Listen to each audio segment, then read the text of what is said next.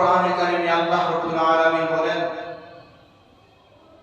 ওয়ালাহুন্না মিসলুল্লাযী আলাইহিন্না বিল মা'রুফ ওয়ালিররিজালি আলাইহিন্না দারাজা।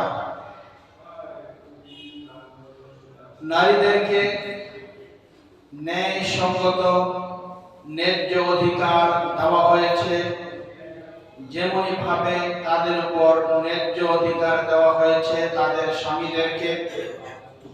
ওয়ালিররিজালি আলাইহিন্না দারাজা, কিন্তু নারীদের কর্তা হিসাবে পুরুষদেরকে আল্লাহ শ্রেষ্ঠত্ব বা মর্যাদা দান করেছেন।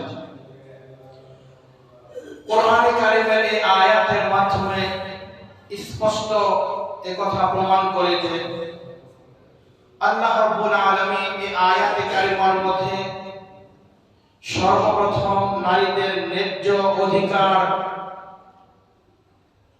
উল্লেখ করেছেন, এরপরে পুরুষদের অধিকার কি হবে সেই বিষয়ে আল্লাহ উল্লেখ করেছেন।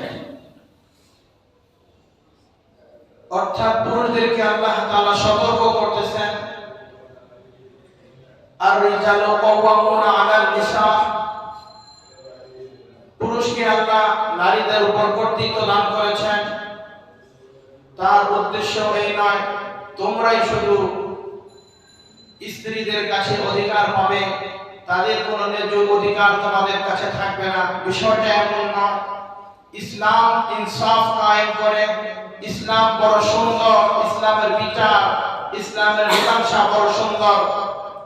এজন্য ইসলাম দীপ্ত কণ্ঠে কথা আমাদেরকে জানিয়ে দিয়েছে, স্ত্রীদের তেমন ন্যায়সঙ্গত অধিকার রয়েছে, যেমনই ভাবে তাদের উপর তোমাদের অধিকার রয়েছে। সেই সুবাদে আজকে আমাদের আলোচ্য বিষয় হলো একজন স্বামীর উপর একজন স্ত্রীর কি হক কি অধিকার রয়েছে। সর্বপ্রথম একজন স্বামীর কাছে একজন স্ত্রী যে প্রাপ্য যে অধিকার তা হলো দেনমোহর। দেনমোহর এটা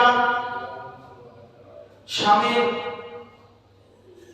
দায়িত্ব এবং কর্তব্য হলো তার স্ত্রীকে এই হক তাকে পরিপূর্ণভাবে বুঝিয়ে দেওয়া। স্বামী হলো এক্ষেত্রে দেনা, স্ত্রী হলো পাওনা। তাই তো কোরআনে কারিমে আল্লাহ রাব্বুল আলামিন স্বামীদেরকে আদেশ করেছেন, তাদেরকে হুকুম করেছেন ওয়া আতুন নিসা সাদাকাতিহিন্না নিহলা, তোমরা সন্তুষ্ট চিত্তে তোমাদের স্ত্রীদের মোহর তোমরা প্রদান করবে। আল্লাহ রাব্বুল আলামিন পুরুষদেরকে স্বামীকে আদেশ করেছেন নারীদের এই মোহর যে প্রাপ্য তাদেরকে প্রদান করার জন্য। শুধু তাই নয়, আল্লাহ রাব্বুল আলামিন যখন বাবা আদম আলাইহিস সালামের বাম পাজরের হাড় থেকে মা হাওয়া আলাইহিস সালামকে যখন সৃষ্টি করলেন, আদম আলাইহিস সালাম যখন মা হাওয়াকে স্পর্শ করার জন্য তার কাছে যাওয়ার জন্য এগিয়ে গিয়েছিলেন, আল্লাহ বললেন আদম থামো, আগে তোমার মোহরানা আদায় করো, তারপরে তুমি তোমার স্ত্রীর কাছে যাও। ইতিহাস খুঁজে দেখলে পাওয়া যায় হযরত আলী রাদিয়াল্লাহু তাআলা আনহুর বিবাহের সময় আল্লাহ রাসূল বলেন, আলী ফাতেমাকে তোমার কাছে অর্পণ করব, তুমি মোহরানা প্রদান করো। তাহলে এই স্ত্রীর এই হক এই পাওনা এটা সে প্রাপ্য অধিকার। স্ত্রী যদি চায় স্বামী মোহরানা না দেওয়া পর্যন্ত নিজেকে সমর্পণ করা, নিজেকে তার সামনে পেশ করা থেকে বিরত থাকবে, এটা স্ত্রীর অধিকার, স্ত্রী চাইলে এটা পারে।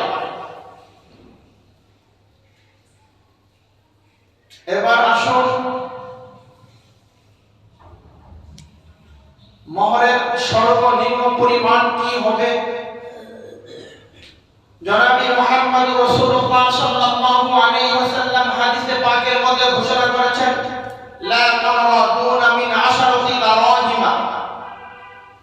অন্য হাদিসের মধ্যে আসছে লা মাহরা আকাল্লা মিন আশারাতি দারাহিমা। অর্থাৎ হাদিসের ভাষ্য হলো এমন 10 দিরহামের কম কোন মোহর হবে না। 10 দিরহামের কম কোন মোহর এটা গ্রহণযোগ্য হবে না এবং বিবাহ বিশুদ্ধ হবে না। আর মোহরের সর্বোচ্চ কত মোহর হতে পারে বলে কোনো নির্দিষ্ট সীমারেখা নেই, নির্দিষ্ট পরিমাণ নেই। এবার আসুন, মোহর 2 শ্রেণীতে বিভক্ত। মোহরটা 2 শ্রেণীতে বিভক্ত। মোহরে মুসাম্মা, মোহরে মিছিল। মোহরে মুসাম্মা হলো নির্দিষ্ট, মোহরে মিছিল হলো অনির্দিষ্ট, অর্থাৎ নির্ধারিত আর অনির্ধারিত। মোহরে মুসাম্মা কাকে বলে?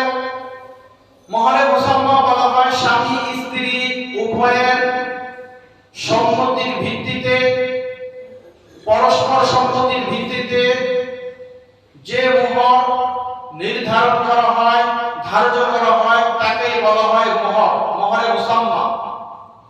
আর মোহরে মিছিল বলা হয় বিবাহ সম্পাদনের সময় স্বামী স্ত্রীর সম্মতির ভিত্তিতে যদি ওরা হয়, ওই সময় কোনো মোহর নির্দিষ্ট থাকে না তথা অনির্দিষ্ট অবস্থায় ঝুলিয়ে থাকা, তখন ওই অনির্দিষ্ট মোহরকে কন্যার যে পিতৃকুল অর্থাৎ মা, চাচি, ফুপি বলে তাদের যে মোহর ছিল, স্ত্রীর মা, চাচি, ফুপি তাদের যে মোহর ছিল, ওই মোহর কি পরিমাণ ধার্য করা হয়েছে ওই পরিমাণ ধার্য করে যদি দেওয়া হয় তাহলে তাকে বলা হয় মোহরে মিছিল। এটা হলো অনির্দিষ্ট, নির্দিষ্ট কোনো সংখ্যা বা পরিমাণ বলে দেওয়া হয়নি। এরপরে আসুন, মোহরে মুসাম্মা এটা আবার 2 প্রকার। মোহরে মুআজ্জাল আর দ্বিতীয়ত হলো মোহরে মুআজ্জাল। মোহরে মুআজ্জাল বলা হয় বিবাহের সময় স্বামী তার স্ত্রীকে নগদ টাকা পয়সা, স্বর্ণ অলংকার, স্থাবর যেই সম্পত্তির মালিক বানিয়ে দেয় তাকে বলা হয় মোহরে মুআজ্জাল। এটা হলো নগদ। আর মোহরে মুআজ্জাল বলা হয় স্বামী স্ত্রীর পরস্পর অনুমতির ভিত্তিতে, অনুমতি সাপেক্ষে তার নির্ধারিত যে মোহর, এই মোহর পরিশোধযোগ্য, বাকি অংশ পরিশোধ করবে এই ভিত্তিতে। তাহলে মোহরে মুআজ্জাল হলো যেটা মানুষ সরাসরি নগদ বিবাহের সময় প্রদান করে। আর মোহরে মুআজ্জাল যেটা, এটা হলো বাকিতে, অর্থাৎ যদি 1 লক্ষ টাকা মোহর হয় তাহলে 50,000 টাকা উসুল আর বাকি 50,000 টাকা পরবর্তী স্বামী তার স্ত্রীকে প্রদান করবে। এটা স্ত্রীর হক, স্ত্রীর পাওনা। এটা স্ত্রী একান্তই প্রাপ্য এবং সে পাবে। ঘটনা করবে কোন সময় যদি স্বামী দিবে, দিচ্ছি, সামনে দিব এই কথা বলার পরে স্ত্রীকে ঝুলিয়ে রাখে, আল্লাহ না করুক কোন এক সময় যদি তার স্বামীর ইন্তেকাল হয়ে যায়, তাহলে স্বামী এই দেনা স্ত্রী তার কাছে পাওনা। কেননা এটা স্ত্রীর হক ছিল, অধিকার ছিল। স্ত্রীকে আপনি তার অধিকার থেকে খর্ব করেছেন, বঞ্চিত করেছেন। শরীয়তের মানদণ্ড বলে ইসলাম আপনাকে এই কথা বলে, তুমি মৃত্যুবরণ করেছো পুরুষ, তুমি মৃত্যুবরণ করেছো স্বামী, কিন্তু তোমার উপরে যে স্ত্রীর পড়েছিল, তোমার উপরে যে দায় ভার দায়িত্ব ভার ছিল স্ত্রীর দেনমোহর পরিশোধ করা, বলে ওইটা তুমি মরে যাওয়ার পরেও তোমার মাফ হবে না। যদি স্ত্রী মাফ না করে তাহলে এটা মাফ হবে না। ঘটনা করবে কোনো ব্যক্তি যদি স্ত্রীর মোহর দিয়ে না দিয়ে মারা যায়, ফুকাহায়ে কেরাম লিখেছেন একজন ব্যক্তি যখন মারা যাবে তখন তার চারটা বিষয় আমাদের খেয়াল রাখতে হবে। তার অর্থ সম্পদ থেকে সর্বপ্রথম তার ঋণ আদায় করতে হবে, পরিশোধ করতে হবে। স্ত্রী যেহেতু আপনার কাছে মোহরের টাকা পাবে, আপনি মারা যাওয়ার পরে অটোমেটিক শরীয়তের স্কেল পড়ে যাবে।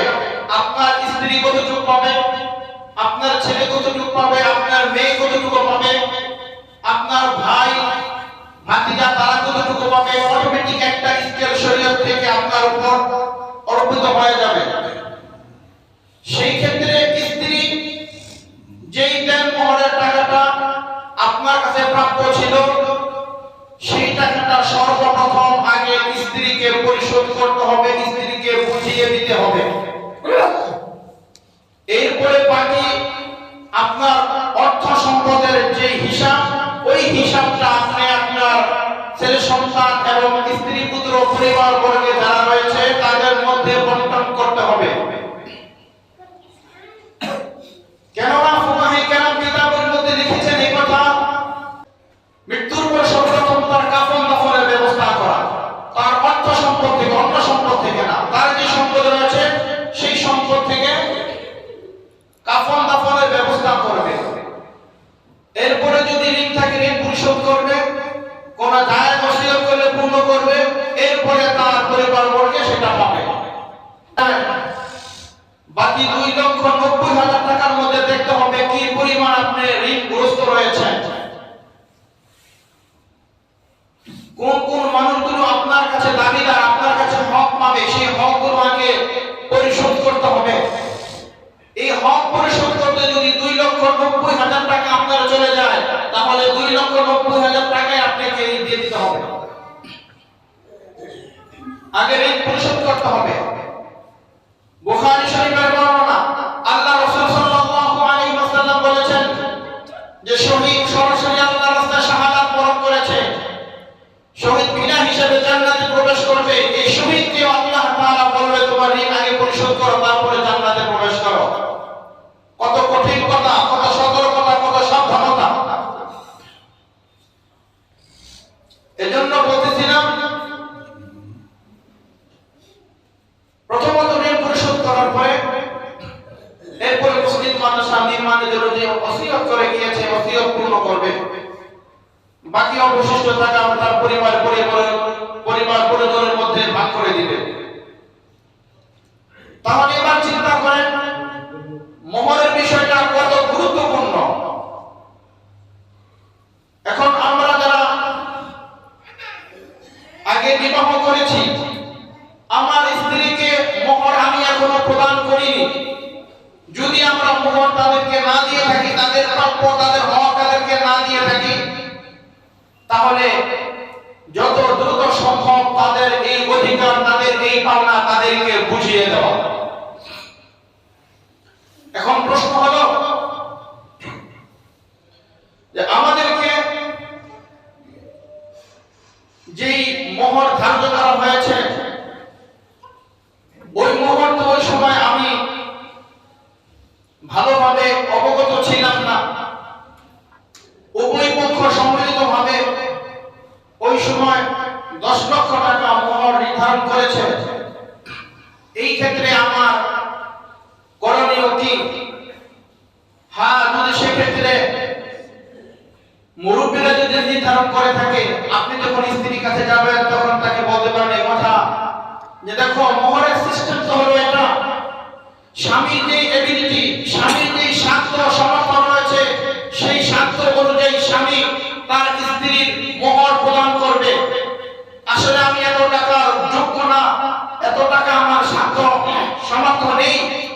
কিন্তু মুরব্বীরা নির্ধারণ করেছে, তাই আমার উপরে চাপিয়ে দেওয়া হয়েছে, এই মুহূর্তে আমার করণীয় কি? তখন স্ত্রী যদি আপনি ওই মুহূর্তে মোহর কমিয়ে দেয়, সেক্ষেত্রে হয়তো আপনার কিছুটা মোহর কমে যাবে। এই হলো এক সূরত। দ্বিতীয় সূরত হলো